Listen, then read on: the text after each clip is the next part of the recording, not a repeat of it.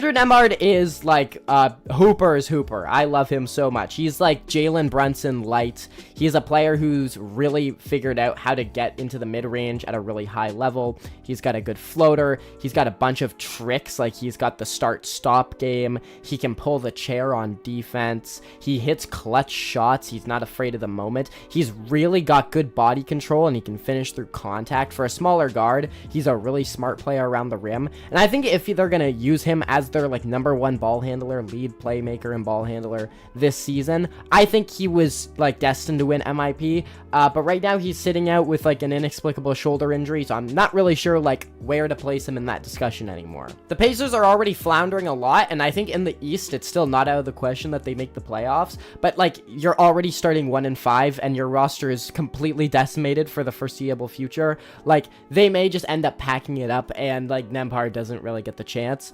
But he's a guy who, to me, is if he brings along his three-point shot, which was bad last season, very bad, like surprisingly bad for a guy who I think is as talented as he is. If he can bring that along, then I really think he's definitely got a great case, better than almost any player in the NBA, to win MIP this season. It just occurred to me that I've been wearing headphones this whole video. If that's weird, whoops, didn't mean to do that. But yeah, Andrew Nembhard, I think, has a very good case to win MIP. He's a talented 3-level scorer. If he could just, like, bring his 3-point efficiency up, like, genuinely, I don't know how this guy isn't a better shooter. He's, like, a good scorer from everywhere else on the court. He's already a tenacious defensive player for his size. He's a solid playmaker who I think needs to sort of graduate into, like, a 1A ball handler if he really wants to get in this conversation.